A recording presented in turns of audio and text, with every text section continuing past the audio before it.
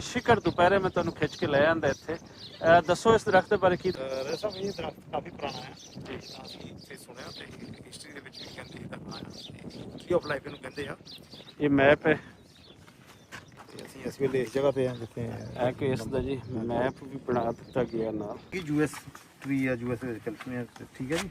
ਇਹੀ tree USA ਦੇ ਅੰਦਰ ਵੀ ਟਰੀ ਹੈ। ਦੀ ਹਿਸਟਰੀ ਲੱਗੀ ਹੋਆ ਉਹਦਾ ਕਿਲੋਮੀਟਰ ਲੱਗੇ ਹੋਆ ਉਹਦਾ ਬਾਰਕੋਡ ਬਣਿਆ ਸੀ ਪਹਿਲਾਂ ਸਕੈਨ ਹੋ ਜਾਂਦਾ ਸੀ ਤਾਂ ਕਿੰਨੇ 1300 13,000 13,000 10 ਕਿਲੋਮੀਟਰ ਤੇ ਯੂਐਸਏ ਚ ਯੂਐਸਏ ਦੇ ਅੰਦਰ। ਔਰ ਇਹ ਕਿਹੜਾ ਏਰੀਆ ਹੈ? ਕੈਲੀਫੋਰਨੀਆ ਦਾ ਕੋਈ ਏਰੀਆ ਹੈ, ਉਸ ਦੇ ਅੰਦਰ ਵੀ ਇਸ ਦੇ ਨਾਲ ਦਾ ਦਰਖਤ ਇਹੀ ਟਰੀ ਹੈ ਜਿਹੜਾ ਉਹ ਸਾਹਮਣੇ। ਵੈਰੀ ਇੰਟਰਸਟਿੰਗ ਯਾਰ, ਵੈਰੀ ਇੰਟਰਸਟਿੰਗ। ਆ ਇਹ ਕਿੰਨੇ ਕਿਲੋਮੀਟਰ ਹੈ ਜੀ? ਮਿੱਠੀ ਕਿਲੋਮੀਟਰ ਤੇ ਮਿੱਟੀ ਪੈ ਗਈ ਜੀ। ਪਈ ਹੋਈ ਤੇ ਅਸੀਂ ਹੁਣ ਇਹ ਤਾਂ ਨਹੀਂ ਕਹਿ ਸਕਦੇ ਕਿ ਮਿੱਟੀ ਪਾਓ। ਤੇ ਇਹ ਦਰਖਤ ਇਸ ਦਰਖਤ ਤੋਂ ਹੈਗਾ ਜੀ 120 ਫੁੱਟ ਤੇ। ਜੀ ਦੋਸਤੋ, ਮੈਂ ਇਸ ਵੇਲੇ ਬਹਿਰੀਨ ਦਾ ਇੱਕ ਏਰੀਆ ਹੈ ਆਸਕਰ, ਉਸ ਦੇ ਵਿੱਚ ਆਪੜਿਆ ਹਾਂ। ਔਰ ਮੈਂ ਇੱਥੇ ਆਇਆ ਹਾਂ ਸੁਖਵਿੰਦਰ ਸਾਹਿਬ ਤੇ ਬਾਕੀ ਦੋਸਤਾਂ ਦੇ ਨਾਲ। ਇੱਕ ਦਰਖਤ ਦੇਖਣ ਅਸੀਂ ਆਏ ਹਾਂ। ਤੁਸੀਂ ਯਕੀਨਨ ਹੈਰਾਨ ਹੋਵੋਗੇ, ਖਾਸ ਕਰ ਪੰਜਾਬ ਦੇ ਲੋਕ ਹੈਰਾਨ ਹੋਣਗੇ ਕਿ ਦਰਖਤ ਦੇਖਣ ਲਈ ਇੰਨਾ ਦੂਰ ਰੇਗਿਸਤਾਨ ਬਿਆਬਾਨ ਦੇ ਵਿੱਚ ਕਿਉਂ ਆਇਆ। ਤੇ ਦੱਸਦਾ ਜਾਵਾਂ ਕਿ ਇਹ ਦਰਖਤ ਬਹਿਰੀਨ ਦਾ ਸਭ ਤੋਂ ਪੁਰਾਣਾ ਦਰਖਤ ਮੰਨਿਆ ਜਾਂਦਾ ਹੈ ਤੇ ਇਸ ਦੀ ਉਮਰ ਸਦੀਆਂ ਪੁਰਾਣੀ ਹੈ।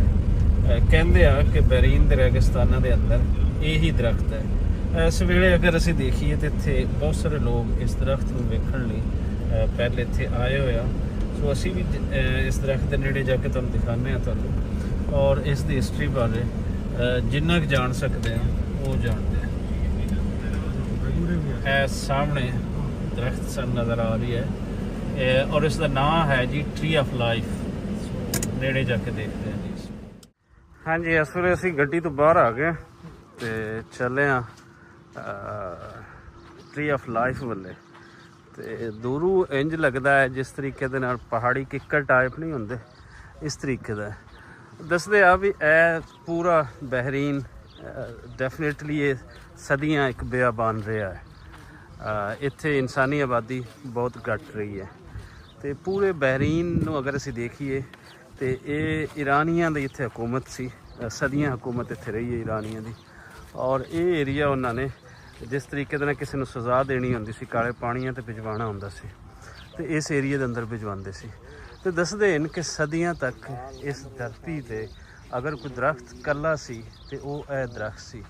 ਇਸ ਦਰਖਤ ਦੀ ਦੱਸਦੇ ਆ ਕਿ ਏਜ ਕੋਈ ਘੱਟੋ ਘੱਟ ਕੋਈ 600-700 ਸਾਲ ਇਸ ਦੀ ਹਿਸਟਰੀ ਹੈ। ਔਰ ਮਜ਼ੀਦ ਕੁਝ ਹੋਰ ਜਾਣ ਸਕਦੇ ਹਾਂ ਤੇ ਜਾਣਦੇ ਹਾਂ ਸਾਨੂੰ ਇਸ ਬਾਰੇ ਕੁਝ ਚੱਲ ਸਕੇ। ਪੰਜਾਬ ਦੇ ਵਿੱਚ ਤੁਹਾਨੂੰ ਦੋ ਤਰ੍ਹਾਂ ਦੇ ਵਣ ਔਰ ਜੰਡ ਦੇ ਦਰਖਤ ਮਿਲਦੇ ਹਨ। ਉਹਨਾਂ ਦੀ ਉਮਰ ਵੀ ਹਜ਼ਾਰਾਂ ਸਾਲਾਂ ਤੱਕ ਹੁੰਦੀ ਹੈ। ਦਰਖਤਾਂ ਦੀ ਉਮਰ ਯਕੀਨਨ ਵੱਡੀ ਹੈ, ਲੇਕਿਨ ਇਸ ਤਰ੍ਹਾਂ ਦੇ ਏਰੀਆਜ਼ ਦੇ ਵਿੱਚ ਇਹ ਦਰਖਤ ਇਹ ਮੰਨਿਆ ਜਾਂਦਾ ਹੈ ਕਿ ਸਭ ਤੋਂ ਪੁਰਾਣਾ ਦਰਖਤ ਹੈ।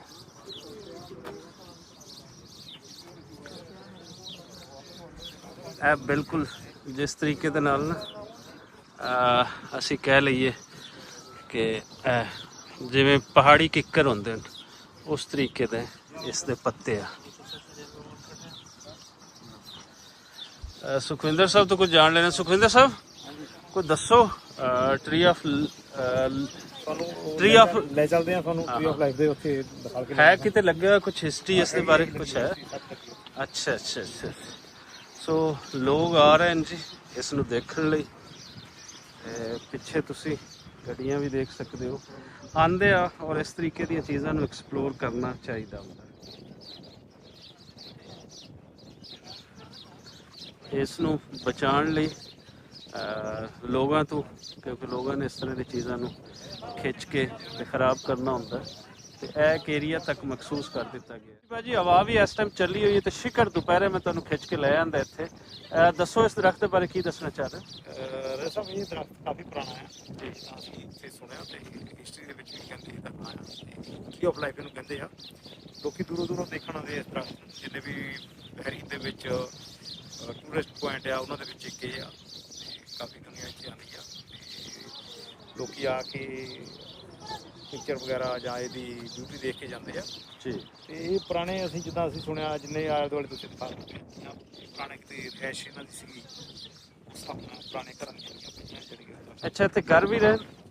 ਦੱਸ ਰਹੇ ਘਰ ਸੀਗੇ ਜਿਹੜੇ ਆ ਉਹਨਾਂ ਦੀਆਂ ਨੀਆਂ ਵਗੈਰਾ ਹੈਗੀਆਂ ਜੀ ਜੀ, ਦੇਖ ਸਕਦੇ ਆ। ਹਾਂ ਬਿਲਕੁਲ। ਇਹ ਅਗਰ ਅਸੀਂ ਦੇਖੀਏ ਤਾਂ ਡੈਫੀਨੇਟਲੀ ਅਗਰ ਇਹ ਦਰਖਤ ਸੀ ਤੇ ਇਹਦੀ ਛਾਂ ਦੇ ਵਿੱਚ ਲੋਕਾਂ ਨੇ ਬੈਠਣਾ ਹੋਏਗਾ। ਇਹ ਰੇਗਿਸਤਾਨ ਦੇ ਅੰਦਰ, ਚੋਲਿਸਤਾਨ ਦੇ ਅੰਦਰ ਲੋਕਾਂ ਦੀ ਛਾਂ ਦਾ ਫਿਰ ਇਹ ਇਕੱਲਾ ਹੀ ਸਹਾਰਾ ਉਸ ਵੇਲੇ ਹੈ ਸੀ। ਤੇ ਅਗਰ ਉਸ ਵੇਲੇ ਕੋਈ ਇਨਸਾਨੀ ਆਬਾਦੀ ਇੱਥੇ ਜਿਹੜੀ ਵੀ ਹੈ ਸੀ ਤੇ ਉਹ ਐਸਾ ਨਜ਼ਰ ਆਉਂਦੇ ਨੇ ਕੋਈ ਪੁਰਾਣੇ ਘਰ ਇੱਥੇ ਇਹਦੇ ਆਸੇ-ਪਾਸੇ ਬਣੇ ਹੋਏ ਨੇ। ਤੁਸੀਂ ਦੇਖੋ ਕਿ ਕਿਤਨਾ ਇਹ ਦਰਖਤ ਉਸ ਵੇਲੇ ਇੰਪੋਰਟੈਂਟ ਹੋਏਗਾ ਜਦੋਂ ਇਸ ਪੂਰੇ ਏਰੀਆ ਦੇ ਅੰਦਰ ਕੋਈ ਦਰਖਤ ਨਹੀਂ ਤੇ ਇਕੱਲਾ ਹੀ ਦਰਖਤ ਹੈ ਔਰ ਇਹ ਅਜੇ ਤੱਕ ਸਰਵਾਈਵ ਕਰ ਰਿਹਾ ਹੈ, ਅਜੇ ਤੱਕ ਇਹ ਖੜਾ ਹੈ। ਇਹ ਮੈਪ ਹੈ, ਤੇ ਅਸੀਂ ਇਸ ਵੇਲੇ ਇਸ ਜਗ੍ਹਾ ਤੇ ਆ ਜਿੱਥੇ ਇਹ ਕਿ ਇਸ ਦਾ ਜੀ ਮੈਪ ਵੀ ਬਣਾ ਦਿੱਤਾ ਗਿਆ ਨਾਲ। ਸੋ ਦੁਨੀਆ ਦੇ ਵਿੱਚ ਹਾਂ ਹਾਂ ਨੰਬਰ 8 ਦੇ ਵਿੱਚ ਆ, ਠੀਕ ਹੈ, ਤੇ ਇਸ ਲੋਕੇਸ਼ਨ ਤੇ ਆ। ਹਾਂ ਹਾਂ ਇਹ ਪੂਰਾ ਏਰੀਆ ਇਸ ਦਰਖਤ ਦੇ ਲਈ ਇਹ ਜਿਹੜਾ ਕਵਰ ਅਪ ਕਰ ਦਿੱਤਾ ਹੈ ਜਿਹੜਾ ਅਸੀਂ ਦੇਖ ਰਹੇ ਹਾਂ। ਹਾਂਜੀ, ਇਹ ਸਰਕਲ ਦੇ ਵਿੱਚ ਬਣਿਆ ਪੂਰਾ ਜੀ ਜੀ, ਤੇ ਐਂਟਰੈਂਸ ਵਗੈਰਾ ਤਾਂ ਇਹ ਦੱਸਿਆ ਨਹੀਂ ਉਹਦੇ ਬਾਰੇ। ਹਾਂ ਹਾਂ ਹਾਂ। ਸੋ ਤੁਸੀਂ ਜਦੋਂ ਵੀ ਕਿਸੇ ਕੰਟਰੀ ਨੂੰ ਵਿਜ਼ਿਟ ਕਰਨ ਜਾਓ ਤੇ ਉੱਥੇ ਇਸ ਤਰ੍ਹਾਂ ਦੀਆਂ ਚੀਜ਼ਾਂ ਲਾਜ਼ਮੀ ਲੱਭੋ ਜਿਹਦਾ ਤਾਲੁਕ ਉਸ ਦੀ ਹਿਸਟਰੀ ਦੇ ਨਾਲ ਹੈ, ਉਸ ਦੇ ਕਲਚਰ ਦੇ ਨਾਲ ਹੈ, ਉਸ ਦੀ ਤਹਿਜ਼ੀਬ ਦੇ ਨਾਲ ਹੈ। ਕਿਉਂਕਿ ਸਿਵਲਾਈਜੇਸ਼ਨਸ ਗਵਾਹ ਹੁੰਦੀ ਹੈ ਕਿਸੇ ਵੀ ਕੌਮ ਦੀ ਕਿ ਉਹ ਕਿੰਜ ਦੀ ਕੌਮ ਰਹੀ ਹੈ।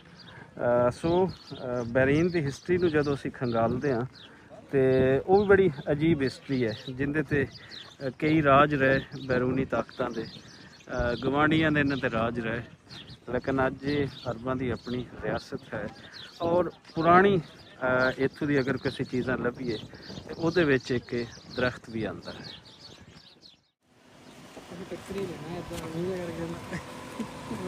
ਵਧਾਉਣੀ ਤਾਂ ਬਣਾ ਲਓ।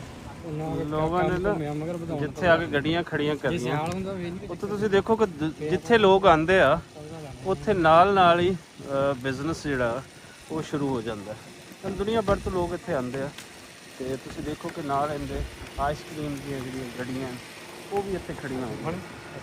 ਤੋ ਲੋਕਾਂ ਦੇ ਨਾਲ ਹੀ ਤੁਹਾਡਾ ਬਿਜ਼ਨਸ ਜਨਰੇਟ ਹੁੰਦਾ ਹੈ। ਤੇ ਜਿਹੜੀਆਂ ਕੌਮਾਂ ਨੇ ਸਮਝ ਲਿਆ ਕਿ ਅਸੀਂ ਕਿਤਨੇ ਲੋਕਾਂ ਨੂੰ ਬੁਲਾ ਸਕਦੇ ਹਾਂ ਉਹ ਉਹਨੇ ਕੰਟਰੀ ਖੁਸ਼ਹਾਲ ਹੈ।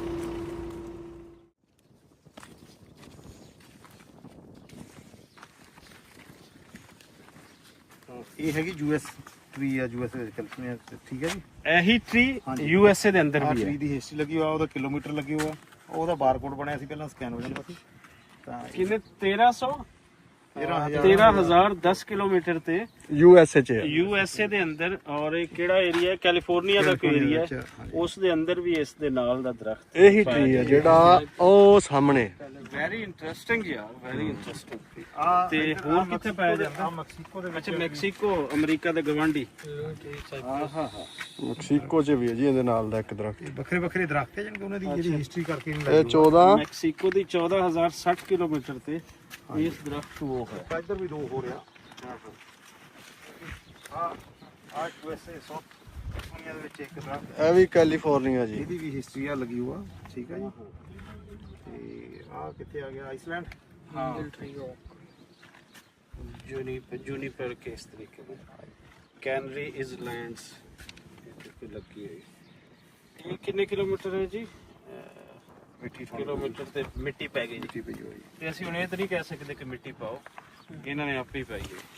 6000 ਕੁਝ। 6000 ਨਹੀਂ, ਹੁਣ 60,000 ਤੇ ਇਹ ਦਰਖਤ ਇਸ ਦਰਖਤ ਤੋਂ ਹੈਗਾ ਜੇ 120 ਫੁੱਟ ਤੇ, ਠੀਕ ਹੈ। ਕਿਹੜੇ ਸੀ? ਇਹ ਵੀ ਬਾਬਾ ਬੋੜ ਹੈ, ਬਹਿਰੀਨ ਦਾ ਬਾਬਾ ਬੋੜ। ਚਲੋ